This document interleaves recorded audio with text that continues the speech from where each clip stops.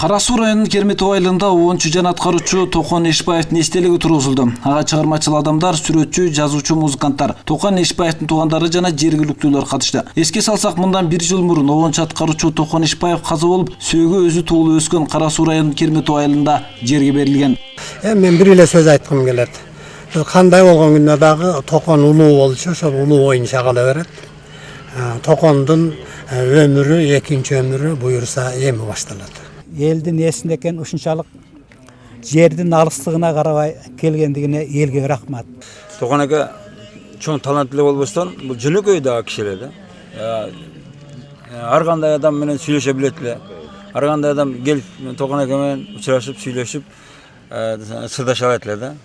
Токон аганы Ала Тоо кыргыз эли, Ак Калпак кыргыз эли, Ала Тоо кыргыз жери эч качан унутпайт. Жылдан жылга Током жашай берет. Себеби өмүрүн уланта турган өрөндө өлкөбүздө калган жакшынакай шаңшыган ыры бар. Чыгармачылык чөйрөдө 1970-жылдан баштап эл арасына таныла баштаган маданият өкүлдөрү бир туушкандай мамиледе болгон. Узак мөөнөттүү гастролдорго чыгып, эл аралап талаалап ырдап, жалпы журтту ынтымак биримдикке өндөшкөн үзөңгүлөштөрү, эч кимде жок мукамдуу үйүнү, жөнөкөйлүк сапаты баарын таң калтырарын эскеришет. Токонду Кудай абдан жөнөкөй жараткан. Мол талант берген менен жулкунбаган, тытынбаган, бирөөлөргө ичи кайнап, кастык жамандык ойлобогон, теңир алдында алпейим жүргөн, талантын каерде болсо, кимге болсо дагы көрсөткөндөн аянбаган бир жакшы адам эле. Биз чет өлкөгө да чогуу жүрдүк, Швецияда 41 күн чогуу жүрдүк дегендей.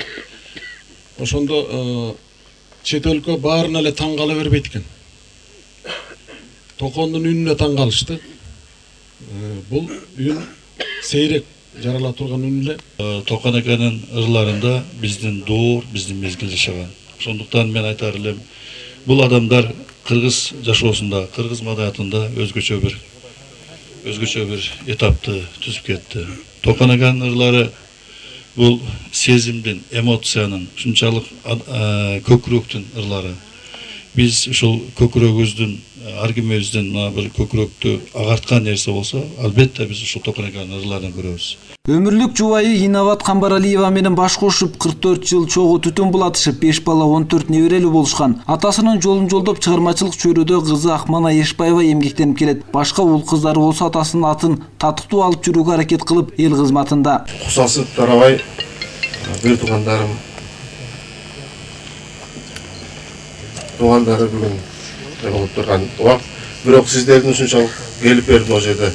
Биздин барлык өмүрүбүздү тең көрүшкөнүңүздөргө терең ыраазычылык билдирем. 100 жыл бою көтөрүп. Токон Эшбаев 1950-жылы 21-июлда Ош облусунун Кара Суу районундагы Керметов айылында төрүлгөн. Студент кезинде эле Айэжике деген ыры менен танылган. 1992-жылы эмгек сиңирген артист намына, 2011-жылы эл артисти деген наамга татыган. Токон Эшбаевдин Жаштык, Кызыл желек, Айэжике, Атама, Ак тилек, Чаткалым, Ак көйнөкчөн аппак кыз өңдүү 100дөн ашуун обондуу ырлары Кыргыз радиосунун алтын фондуна жазылуу, жоош мүнөзү жана кайталангыс ырлары менен эл жүрөгүнөн орун тапкан эл артисти өткөн жылы 65 жаш курагында каза болгон. Жумамидин Сулайманкулов, Нурлан Абдырахманов, Илимбек Турсунбай уулу, Элтер, Ош шаары.